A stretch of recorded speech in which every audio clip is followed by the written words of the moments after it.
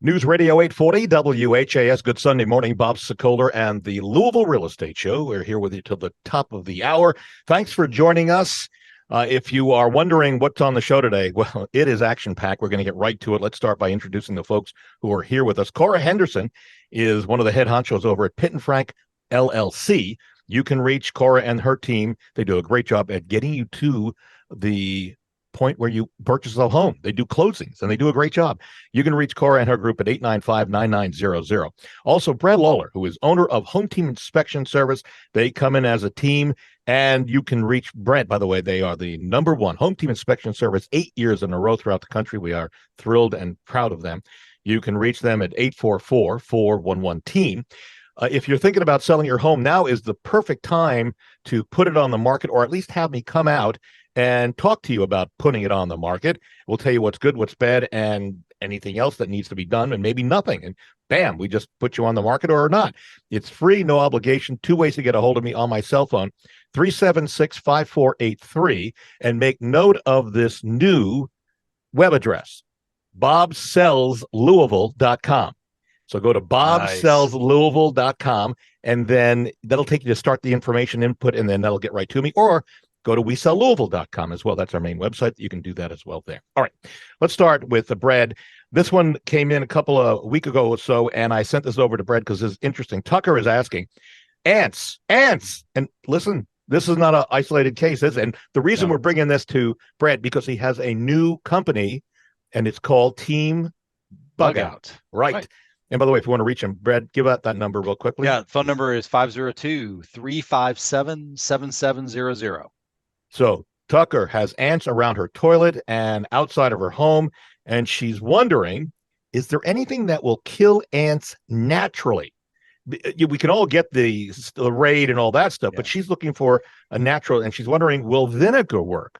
So it's an interesting question. A lot of people use any strong smelling substance. So vinegars, lemon juices, anything that has a sharp odor will actually, when sprayed into an area where the ants are walking, they disrupt the pheromone trail. So ants follow each other because they are smelling the trail. So the only thing the vinegar does is it just wipes out the trail, it wipes out the smell, but it's only good for a couple of days, maybe 3 days at the most. My concern about the toilet, though, is that they are probably thriving in a moisture situation underneath that toilet. So there may be a problem that a plumber needs to look at, because ants are going to be looking for water sources. They're a lot like termites. The termites here have to go down into the ground through the mud tubes to gain water, and then they will come back up through those tubes in order to access the wood, the cellulose that they're consuming. So, yeah, there's natural products to kill. The only ones that I'm aware of are the borax or boric acid type of products that will kill. There's a lot of essential oils, peppermint oils, cinnamon oils, wintergreen, spearmint. Again, those are all sharp smells that will repel the ants for a few days, but it's not a long-lasting effect. There are non-repellent methods, not generally available to a consumer, though. They're going to have to go through a pest control company, a licensed operator.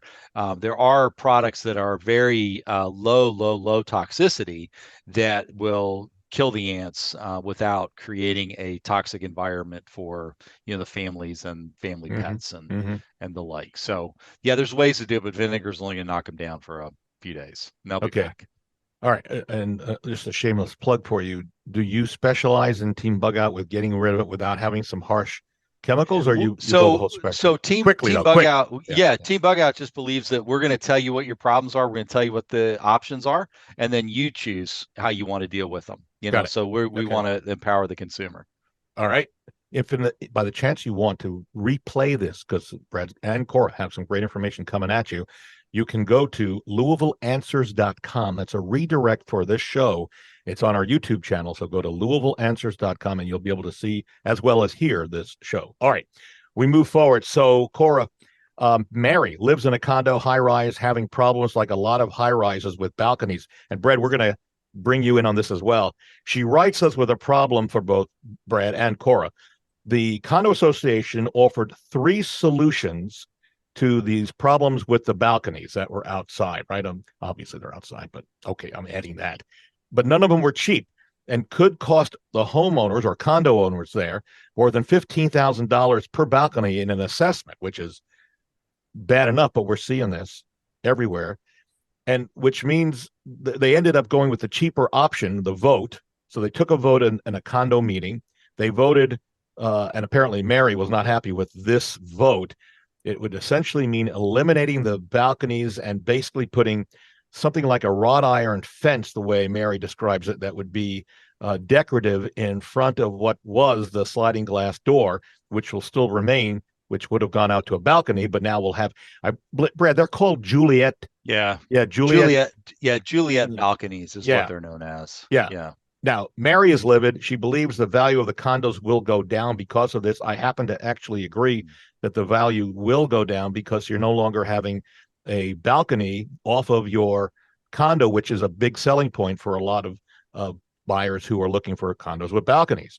And she enjoyed sitting out on her balcony. So she's asking a couple of things here.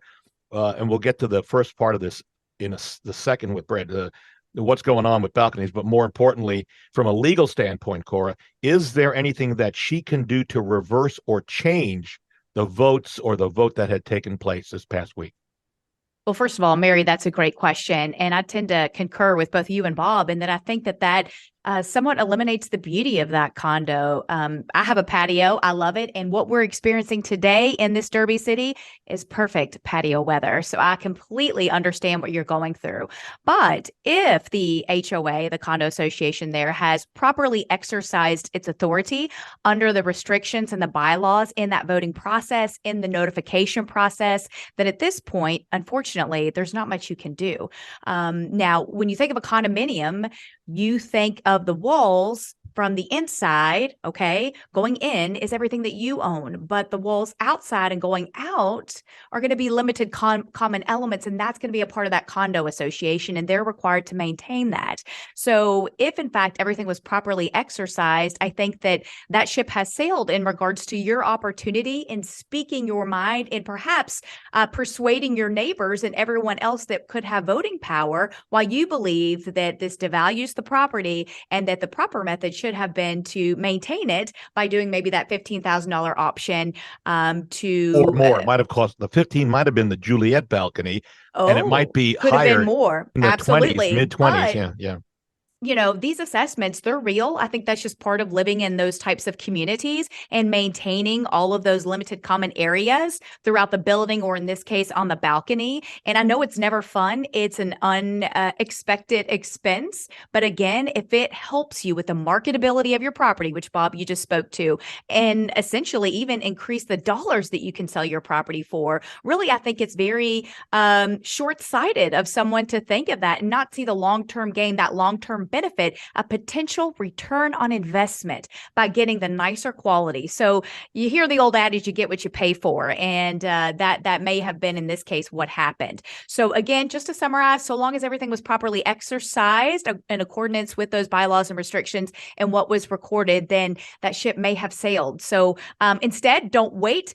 Your voice is one that should be heard, and we should have been a part of those meetings, making sure that everything was done properly so that people are making informed decisions, because a lot of times some of those residents may just have been looking at that bottom line dollar and not, again, that long-term picture. All right. So I'm going to pick up on that with you, Brad, in a second. But Cora, I heard some key words here, and I want to just follow this up.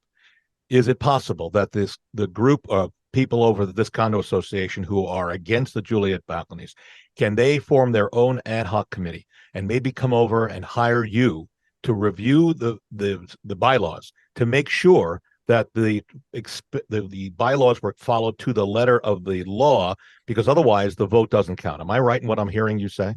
Absolutely. We'd be more than happy to have an appointment with them to pull those restrictions, to take notes of exactly what's taken place and the notifications that they've received, to make sure that those were properly exercised. And if not, what we can do to help them overturn that decision. So is this costly? Because I'm sure they're already facing this enormous value that's going to come out of their pockets. So for all of people of Louisville and Southern Indiana and the rest of the country, because Brad's going to speak to that.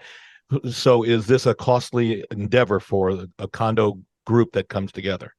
So in that particular fact pattern, it's possible that it could be, it just depends on the fight, right?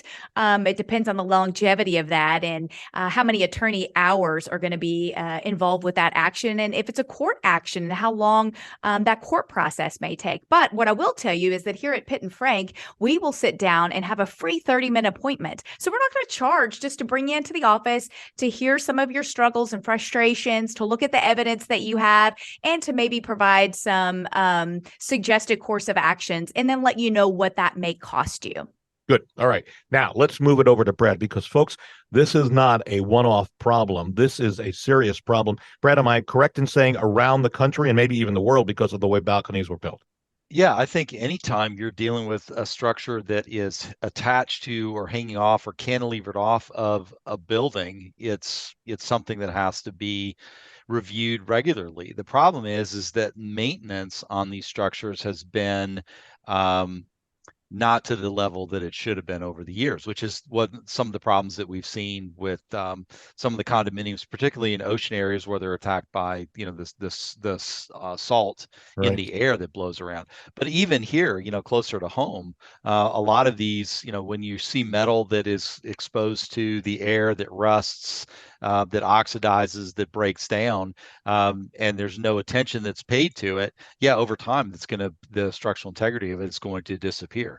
The same holds true of even decks. A lot of people think, well, it's just wood, it's nothing to worry about. There are not very many people building decks in this area that know what they're doing. I'm just, for someone who's inspecting thousands of homes every year, we see a lot of problems with even, deck building. One thing I'll mention, Bob, with this condo association, and this is just a good best practice. My concern anytime I start hearing of, situations like these balconies is it just one engineer's opinion? Is it just one company's opinion? Just like, if you're going to have a big, an HVAC replaced in your home, don't just take the word of one person walking through the door that you need to get a second opinion. So I don't know if this HOA was able to engage with another structural engineer out there to figure out what the actual cost is and what the deficiencies were. But I will, say that not all engineers are created alike. They don't all have the same experience. And sometimes, a second opinion will actually, uncover some things that maybe the first engineer didn't catch. So just if you're these big decisions like this, hopefully they've got multiple people involved in, getting information from and so that they can better understand, what the possible solutions are. So, and Bob, yes, go ahead, Cora. I was going to say, one of the things that we didn't touch on that I think is important is liability. So have we then potentially, by doing the Juliet type of railings, eliminated the opportunity for people to go out on the balconies, for the balconies to fail and, God forbid, even fall and be injured from those balconies? But we've reduced that liability, not only for the unit owner or any invitees that they may have on the property, but also, the exposure for the HOA. That in turn, I would think, I'm not an insurance agent, but might reduce some of the insurance costs. So maybe, just playing devil's advocate, the not only the saving on the monetary cost of the repair to that balcony, but you could be looking at some other reduction in liability, if that makes her feel any better about losing her gorgeous balcony. Yeah, I got a feeling it won't. But let's just say real quickly, we'll wrap this up. Brad's right.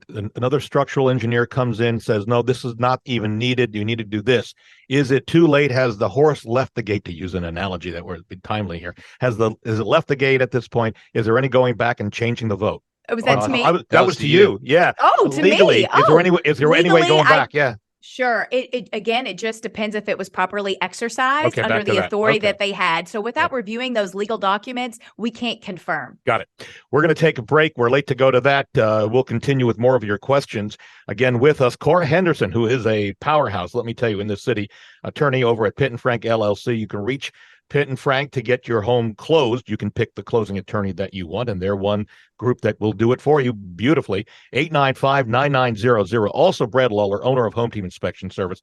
And you can reach Brad and his team, and also Team Bug Out. You can call 844-411-TEAM. Thinking of selling or even buying, I'll come out. We can talk, no obligation, free analysis. We'll get you an idea of what your home is worth or even what the path is to get it on the market and sold. Now it's the time to be talking about this and thinking about this. Call me, 376-5483, or you can now go to bobsellslouisville.com or WeSellLouisville.com. We're back in a moment on News Radio 840 WHAS. News Radio 840 WHAS, the Louisville Real Estate Show. We are here till the top of the hour. Thanks for staying with us, folks. I hope it's a good Sunday. With us, Brad Lawler, owner of Home Team Inspection Service. They come in as a team, do a great job when they inspect your homes. I can tell you from personal experience, great group of people, and this is the team you want inspecting your new home. Also, Cora, and you can, by the way, reach him at 844-411-TEAM. I almost went too fast on that, Brad. And then Cora Henderson, Pitt and Frank LLC. She's one of the great attorneys over there. You can reach them to close your loan because you can pick the closing attorney. You can reach Cora and her group at 895-9900. And if you are thinking about selling your home, I am here for you day and night right after the show. Call me 376-5483.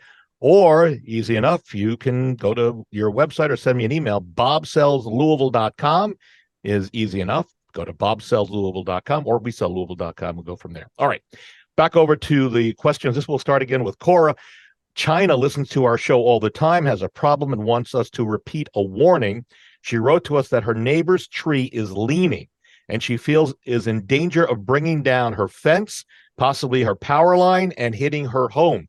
She wants to know, Cora, what should she do with all the recent storms and what others should do as well if you suspect that a neighbor's tree might be in danger of falling on your property and hurting a person or hitting the house. What are the thoughts here, Cora? What should you suggest?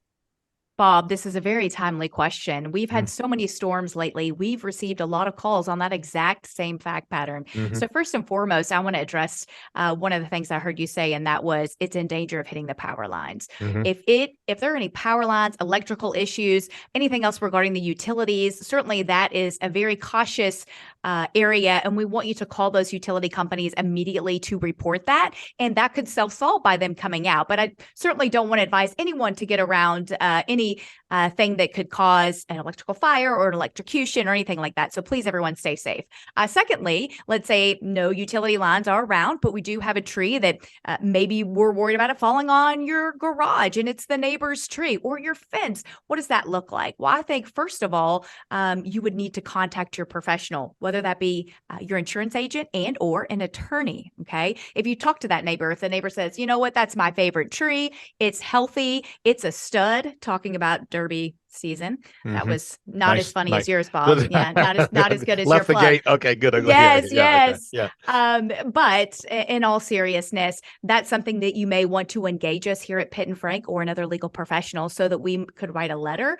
We could discuss that with them and their legal options in the event they have refused to move that, what that looks like as far as their rights and taking down those limbs that are on their side of the property. Or if that tree is truly dead, are they allowed to remove the entire tree and then, of course, potentially bill them for that cost? So we would love to explore that and more. Again, free consultations here. Just give us a call at 895-9900 and we can discuss that with you. I love how she gets that plug in for her phone number, Brad. You're going to need to remember that. She's really good. I can't keep up. Yeah, it's great. All right, we go back over to Brad. We're on a condo kick today. Freddie has a condo here in Louisville, writes that the condo unit above her is leaking. It caused damage to her ceiling. And oh, by the way, Cora, listen carefully because you're going to be up on this as well. She's planning on selling later this year. So she's wondering, Brad, what type of repairs, now that the damage has been done and it's leaked through the ceiling, what type of repairs does the condo association need to make, or is it actually the homeowner above, to make sure that there are not any residual problems and that she can sell her condo at full market value?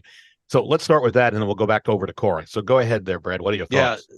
So as far as, who's responsible, I'm going to let Cora talk about that, but let's talk about how you have to affect the repair. Okay. Yeah. So we need to make sure we understand what caused the leak up above. So was it a toilet, for instance? Was it a one-time overflow? Were kids splashing in a bathtub, got a lot of water on the floor and it came through the ceiling? So it's a one-time occurrence, which, that's may just be a simple, paint job to fix the staining. Or is it an ongoing problem? Is it a problem with a drain or a shower pan that's leaking into this area, into the unit below? So you'd have to make sure you understand what's causing the leak, fix that, and then make the appropriate repairs downstairs. So whether it may be, replacement of sheetrock or plaster, and repainting, sealing and repainting that area. But you definitely need to know what was the cause of it, not just what the effect was, and slap kills paint over it and hope that that's enough to, keep the home inspector from spotting it when they inspect the unit when it's for sale. And this can be translated to a regular home, which if you have a leak above, the same applies. And a reminder, if you want to hear that again, now that we pointed that it could apply to your home, simply go to LouisvilleAnswers.com. That's a redirect to our YouTube channel where you'll be able to watch this show in its entirety along with video. And you can see how great Cora's office now looks with these flowers behind her. So, okay. So let's move over back over. Yes, beautiful flowers. Cora, again, that is LouisvilleAnswers.com. So now Freddie's asking, can she take any legal action against the condo association or the condo owner above? Because obviously now she has to disclose that there was a leak above, and that could devalue her condo unit. Yes? Absolutely. And absolutely, you can take legal action. So it should be the unit owner above will be liable for those repairs. Again, but we can have a chat to see if that's something that we can be of help with when we liaise regarding that matter. Now, what I will tell you is non-disclosure or misrepresentation on sellers' forms during a sale of their real property, whether it be condominium or your single family dwelling. That's going to be the number one claim that we see post-closing. It's always going to be about what should have been on that seller's disclosure. So, whether it was due to the neighbor upstairs or it was a one-time occurrence, maybe the kid filled up the bath and forgot about it and ran in to watch a TV show, doesn't matter. You still have to disclose that, whether it was a one-time leak or reoccurring problem. Whether you think you did the best job ever in replacing that sheetrock and Kill's job and painting job and whatnot, it still needs to be disclosed because that will ultimately protect you whenever you are selling your home later because you've provided all the information you're required to by law. That also eliminates typically any red flags by the buyers because trust me, they would rather see that on a disclosure from the seller than have Brad and his team tell them, oh, by the way, there was a leak here. Can't you tell? They tried to cover it up. And then looking at the seller's disclosure, not seeing that there, that's whenever a buyer is going to run away. Yep. And we should point out that leaks happen all the time. So, Freddie, if you're really worried about it devaluing your condo, minimal, if anything, will happen from the leak as long as it's repaired properly. If it's not, then we have a problem. You're going to have a problem down the road. Absolutely. But we see these all the time. Okay. So we're going to move back over to Brad. And I heard this question on our social media, and I went, whoa, this is incredibly interesting.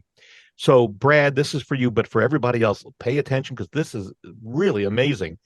William's daughter is moving into her first home, and he's heard that contractors use apparently what half-inch screws where you screw into the strike plate and into maybe the door where the hinges are, but more importantly, the strike plate. And he has been told by his father, William's father, that he should replace the half-inch screws with 4-inch screws for added security because the screws then go directly into the wood, bites into the wood of the structure of the house. I have never heard that before, but it certainly makes sense. Your thoughts? Yeah, I've not seen half-inch screws used for strike plates and such. There are sometimes you see smaller, shorter screws, but not that short. But I would say, generally speaking, things that are used when homes are built, we'll call contractor grade, and I'm not trying to diminish or denigrate the contractor there, but they're using a basic type of product. And so there are upgraded products that are more secure, and we all have choices, right? I mean, we can go out and buy a lock set that's $200 at a local dealer that specializes in security hardware, or we can buy a $30 lock set. They do the same job, but the one that's several $100s is probably going to be built more securely. It's going to have more robust hardware. So I think anywhere security consultants, security experts are going to recommend that, yes, particularly strike plates, the hinge screws can also be replaced because a good firm kick to many of these doors will just knock the door right open. Deadbolt locks with thumb latches on them, those are always a good upgrade as well. But any of those higher quality door hardware, door locking mechanisms are going to come with those longer, more robust screws. This is really important, I think, for anybody who's concerned about safety. And I have never heard this before or brought up on any of the radio shows that I listened to or on our show before. So again, this is just for your help here, folks. A lot of information on today's show. If you want to see a rebroadcast of this, LouisvilleAnswers.com. That will take you to the YouTube channel, and you'll see the show here and give you a chance to relive the good or bad, you relive the show. Coming up, by the way, next week on our show, one of our listeners was scammed by a shady contractor. He listens to the show. He wrote in about it. He's followed up, and we'll tell you what that follow-up and what has happened since then on the next show, which is this coming Sunday. We are just about out of time.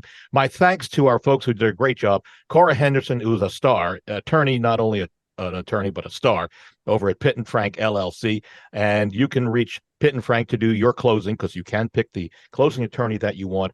The direct number over there, 895-9900. And also Brad Lawler, who does an incredible job managing not only home team inspection service, but now team bug out. And if you need either of them, I suspect you can use the same number, right, Brad? Because you'll be able to parcel out. Yeah. So it does a great job. 844-411-TEAM is the direct number to get over to talk to Brad and his group.